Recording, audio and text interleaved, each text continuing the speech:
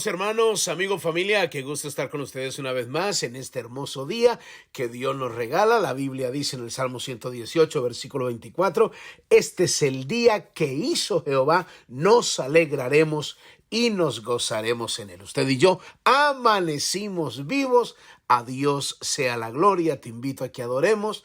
Papito lindo, te damos muchas gracias por este privilegio que tú nos concedes de poder declarar lo que tu palabra dice. Yo me acosté, yo dormí y yo desperté porque Jehová me sustentaba. Gracias porque podemos hoy estrenar una misericordia que tu palabra dice que es renovada cada mañana, por la cual no hemos sido consumidos. Yo estoy orando por cada persona que escucha estos devocionales, donde quiera que se encuentren, sean bendecidos ahora en el nombre de Jesús.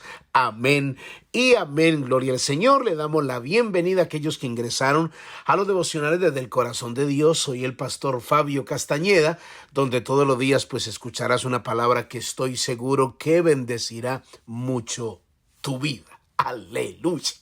Mis amados hermanos, continuamos con esta enseñanza bajo el tema 7 columnas que sostendrán tu casa. 7 columnas que sostendrán tu casa. Tenemos muchas personas nuevas que ingresaron, entonces solamente para honrarlos a ellos, sé que usted no se va a disgustar por eso.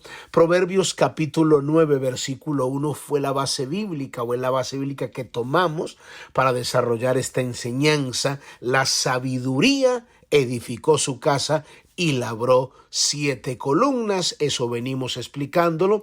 Hay personas nuevas que incluso nos hablaron desde Cuba diciendo que apenas entraron y que quisieran conocer el estudio. Entonces deben de ir a YouTube y escribir devocionales desde el corazón de Dios, y ahí están todas las enseñanzas. Bueno, el tema es 7 columnas que sostendrán nuestra casa, y hablamos de la primera, que es la vida de oración. Estamos todavía en la segunda, que es la escritura, la lectura de la escritura, de la palabra del Señor, el tener contacto con la palabra. Y leímos un texto que de alguna manera nos detuvo un poco, pero que es muy importante estudiarlo, y es lo que la palabra de Dios nos dice en el libro de Segunda de Timoteo, capítulo 3, versículo 16 al 17. El apóstol Pablo le da 5 razones a su hijo Timoteo acerca de la utilidad de la palabra de Dios. Por eso tuvimos que detenernos aquí, porque este texto es extremadamente diciente, es un texto muy preciso en lo que nosotros debemos entender. Entonces, si voy a tener contacto con la escritura, yo debo de conocer esto. ¿Qué es lo que debo conocer? Segunda Timoteo 3:16 dice: toda la escritura es inspirada por Dios y útil para enseñar, para redarguir, para corregir, para instruir en justicia, a fin de que el hombre de Dios sea perfecto, enteramente preparado para toda buena obra. O sea que Pablo le da estas 5 razones que ya hemos estudiado 4 de ellas. Hoy terminamos las 5. Y entramos ya lo que es a la tercera columna. Pero necesito primero explicarle las 5. Entonces, la primera es inspirada por Dios. La segunda es útil para enseñar. La tercera es que es útil para redarguir. Y la cuarta, que es útil para corregir. Cada uno de estos lo hemos enseñado. Estas no son las columnas, recuerde. Estas no son las columnas. Solo vamos en 2 columnas, que es la lectura de la palabra y el contacto con la escritura, el leer la palabra. Estos solo son las razones del por qué debemos de tener contacto con la palabra. Porque la palabra de Dios es tan útil, con la garantía de que ella no solo nos enseña, nos corrige, nos exhorta, y tenemos la seguridad de que vamos a ser preparados, que en la número 5 es útil para instruir en justicia. Útil para instruir en justicia. Me fui a investigar la palabra justicia, cómo la define el diccionario de la Real Academia, y me da 7 definiciones que me parecieron muy interesantes. Lo que significa justicia según el diccionario. Dice principio moral. La primera es principio moral que lleva a determinar que todos deben de vivir honestamente. Número 2, derecho razón, equidad. Número 3, conjunto de todas las virtudes. Cuarto, aquello que debe hacerse según el derecho o razón. Quinto, que me sorprendió, pena o castigo. Sexto, poder judicial. Me sorprendió más esta, la séptima, castigo de muerte. Y uno dice, pero ¿cómo va a ser justicia castigo de muerte? O sea, no entiendo, no, es que así es. Cuando la Biblia habla de la justicia, cuando uno reclama la justicia, esto es lo lindo del evangelio, porque la justicia hace que nosotros paguemos por lo que hicimos. Y por eso es que nosotros pedimos misericordia, porque la misericordia le dice a la justicia, detente, aunque él es culpable, yo lo declaro inocente. Eso es la gracia, el favor y la misericordia de Dios. Por eso yo cada mañana hago tanto énfasis en orar y darle gracias a Dios por su misericordia. Ahora, el Salmo 84, eso es lo que le acabo de leer, es lo que define el diccionario.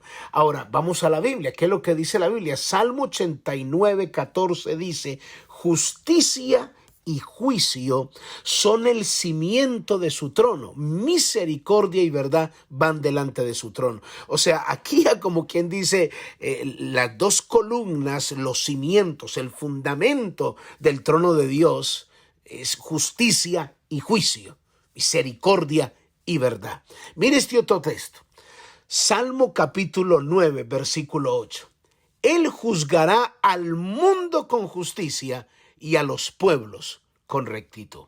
Salmo 11, versículo 7. Porque Jehová es justo y ama la justicia. El hombre recto mirará su rostro. Ahora, después de usted y yo leer estos textos, entonces podemos entender con claridad que Dios siempre, grave es esto, Dios siempre actuará en justicia, es decir, de forma correcta, aunque para muchos no sea justicia. No hay que hay gente que dice, ¿dónde está la justicia de Dios? Que es triste porque el ser humano, digo triste en el sentido de que el ser humano trata de medir a Dios bajo su propia justicia. Es una cosa increíble. La justicia que nosotros tenemos, no, mejor dicho, ni se iguala ni se compara a la justicia de Dios. Porque incluso la misma Biblia dice en Mateo 6, nos dice a nosotros, guardaos de hacer vuestra propia justicia. Porque le voy a dar un ejemplo del nivel de justicia que nosotros tenemos. Cuando la gente está siendo injusta con nosotros, los seres humanos pegamos el grito en el cielo. A mí me parece, es una injusticia. ¿Cómo es posible que a mí me roben ese dinero? $200 que yo puse allí y me lo robaron. Eso es injusto. Y la gente habla, tiene que ser correctos. Eso es una injusticia. Y ahí está ese hombre reclamando $200. Pero ese mismo hombre que está reclamando justicia, no le parece una injusticia ser infiel a su mujer.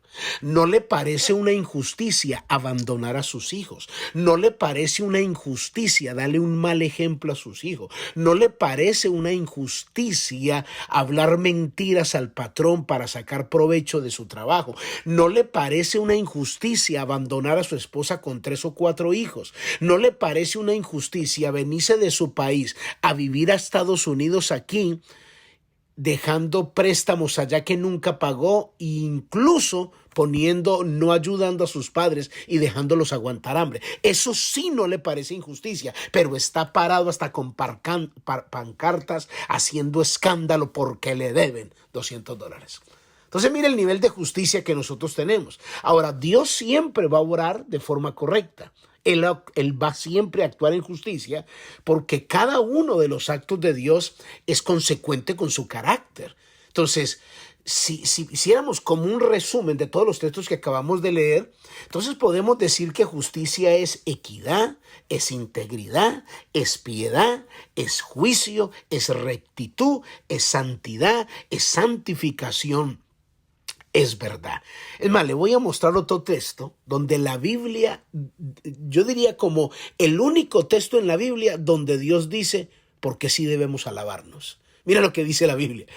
Jeremías 9, 23 y 24 dice, así dijo Jehová, no se alabe el sabio en su sabiduría, Ni en su valentía se alabe el valiente, ni el rico se alabe en sus riquezas, mas alábese en esto el que hubiere de alabar, en entenderme y conocerme, porque yo soy Jehová, que hago misericordia, juicio y justicia en la tierra, porque esas cosas quiero, dice Jehová.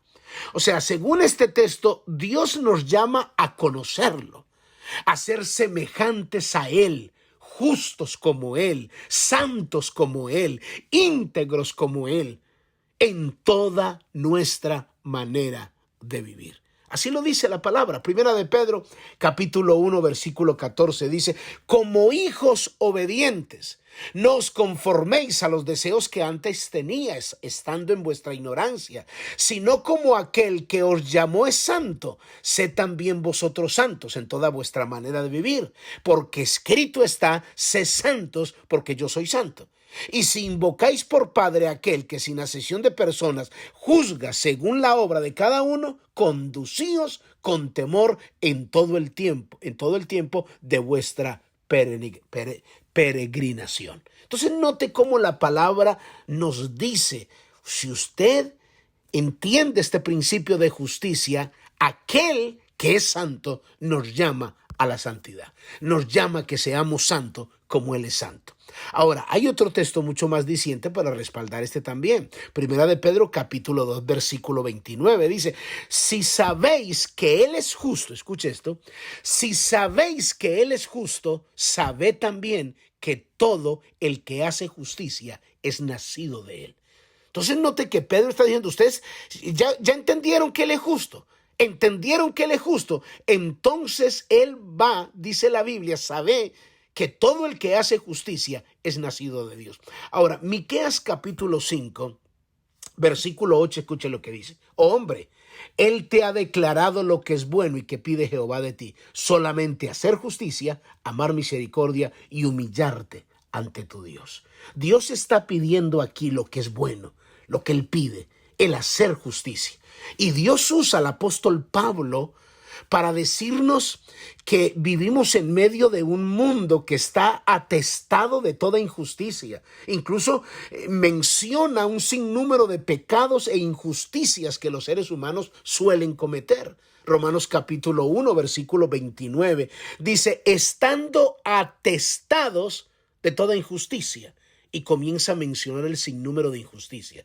Estando atestados de toda injusticia, fornicación, perversidad, avaricia, maldad, llenos de envidia, homicidios, contiendas, engaños, malignidades, murmuradores, detractores de Dios, aborrecedores de Dios, injuriosos, soberbios, altivos, inventores de males, desobedientes a los padres, necios, desleales, sin afecto natural, implacables, sin misericordia, quienes habiendo entendido el juicio de Dios, que los que practican tales cosas son dignos de muerte, no solo las hacen, sino que también se complacen con los que la practican. Entonces, hay un sinnúmero de pecados e injusticias que los seres humanos cometen, y es lo que la Biblia está diciendo acerca de esto. Mañana continuamos y hacemos mucho más énfasis en esta parte. Padre, yo te doy muchas gracias en el nombre de Jesús. Amén y amén. Muy bien, mis amados hermanos, amigos, familia, cuídense mucho. Bendiciones. Bye bye.